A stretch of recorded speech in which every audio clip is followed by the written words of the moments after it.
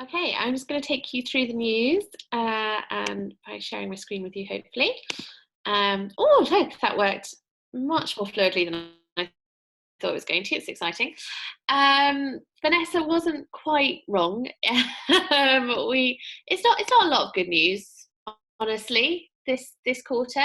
I did try and find some though, so that's good. So starting off, I'm sure you've all read either this article or an article similar to it, How Lockdown Has Exposed the Gender Divide. This is really talking about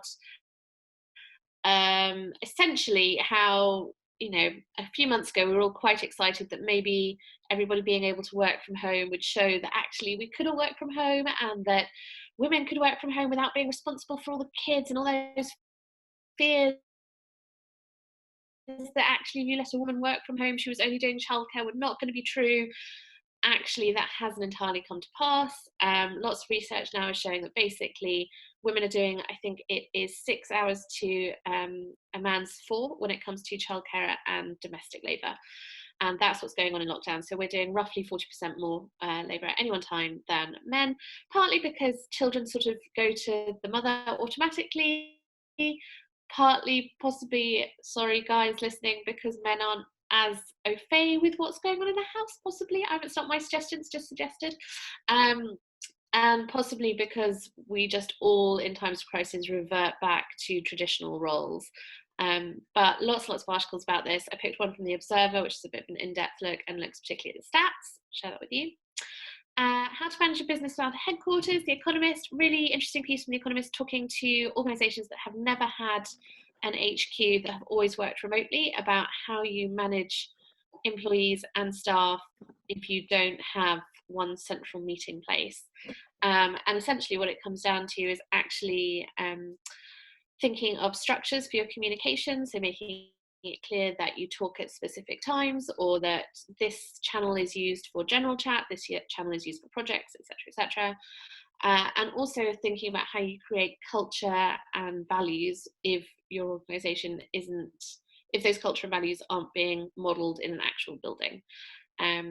So if you're finding managing people from home a little bit strange or awkward, hopefully this article should be able to help. And then on the flip of that, if you're working from home, and as I think we all have several times so far this month, hit a brick wall, the experts explain what's going on. This is quite a fun article from Stylist, which is actually about why we're all finding it so hard to work from home, but particularly right now. And it looks at sort of general things such as, depending on where we are on an extrovert and introvert scale, how much of other people around us do we need, and how we can try and mimic some of that. It also looks at simply our working hours when we're at home. So actually work tends to be much more concentrated.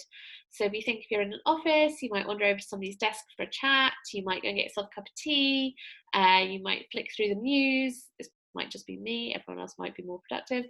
But essentially, although you might be in the office for 8 hours, you're not necessarily working for 8 hours. And what this article looks at is why sometimes when we're working from home, it feels much more intense. I'm sure, again, also everyone has read a version of this article, but it's great, so I thought we would include it. What do countries with the best coronavirus responses have in common? Women leaders. This entire process, I think, is just has me wanting to write love letters to Jacinda Ardern, doing amazing work in New Zealand, but it just looks at some of the, I'm not going to use female, I'm going to use more feminine qualities that female leaders tend to show, not all of them, just some of them. And how that might have helped them manage the coronavirus response a bit more actively. So perhaps being less risk averse, being more empathetic, being able to feel the personal response to it more quickly than traditionally masculine leaders. Again, masculine, not male. What's reasonable for managers to ask of parents working from home?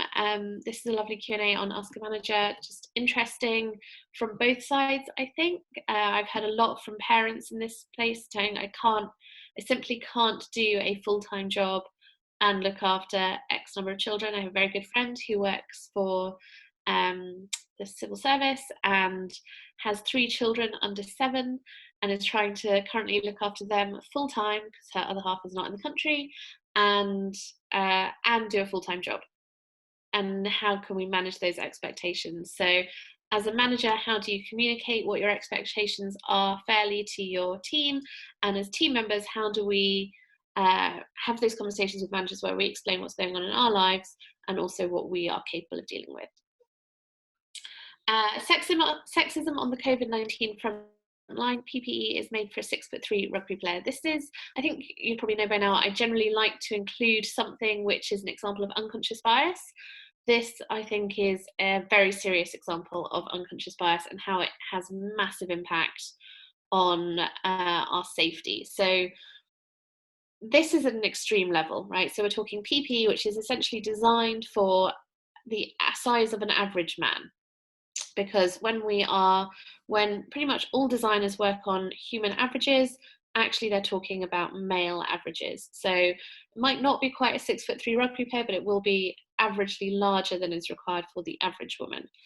And I talk about this a lot in terms of office furniture and office equipment. I'm sure you've definitely heard me talk about how women's body temperature is generally lower than men's, so we like the heating up higher in the office. Happens a lot with office desks and chairs. They're designed for an average sized man, so they never quite fit an average or smaller woman, which means that we tend to be more likely to get back problems. Those things they seem really small, I think, when we look at them like that. We say, it doesn't really matter, you can adjust your chair, you can put on another jumper. But what happens is when we don't take care of those things, we end up in circumstances where people who need the best possible equipment can't have it because we've never thought to model it for them. The coronavirus is a disaster for feminism, The Atlantic. Nothing like an extreme headline for The Atlantic. They do like a powerful headline. This is looking at that topic we talked about at the top, around how actually being able to work from home is exposing not the fact that we are all capable of multitasking 1,000 things, but that when it comes down to it, men's roles will take priority over women's. It also looks at how more women are in caregiving roles and how the economic impact could be harder for women than for men. So it's worth having a read. If you hate an open plan office, good news, the pandemic could be the end of the open plan office, says the New York Times. I think we all saw this in the recommendations from the government yesterday. Actually, as much as possible, we should be getting rid of open plan offices. Introverts of the world, exciting news for you. You can finally have your office back and people have to email you if they want to talk to you. They can't just come and stand at your desk. Extroverts, bad luck, you're not going to be able to chat across the divide. I think it's going to be really interesting to see what else comes from this. So we're talking here about the end of the open plan office. I think it will also be the end of large scale meetings. So how are we going to balance those meetings? How do you think about how you network, how you influence, how you build relationships with people if you can't have that one-to-one or FaceTime with them? So even though we think we might be getting back to more regular working practices in the coming weeks, I think we're going to find they're still really different. And finally, because I wanted to end on a good note, on a positive note, this article is a little bit older, so maybe some of the data that's come out since contradicts it, but I think it's nice to be positive. Could coronavirus be the catalyst that ends women's inequality? In Campaign, the author is arguing that actually every time there has been a world crisis, so last time there was a pandemic, over the world wars, what's happened is that we tend to see a reversal towards more traditional values and then a big leap forward in terms of equality. So what she argues here is hopefully when we come out of COVID-19, what we might have seen is during this period of time, a step back in gender equality, but that should just be gearing us up to take a massive leap forward. And then finally, my final little piece of news for you, this was a letter sent to The Guardian, sorry gentlemen on the call, letter sent to The Guardian from Sarah Moss in Coventry. As men are more vulnerable to COVID-19, has anyone considered allowing women and children out of lockdown first? We could run the country for a few weeks and see how things go, while men stay at home baking banana bread and clapping. I hope that somebody has sent that to Boris.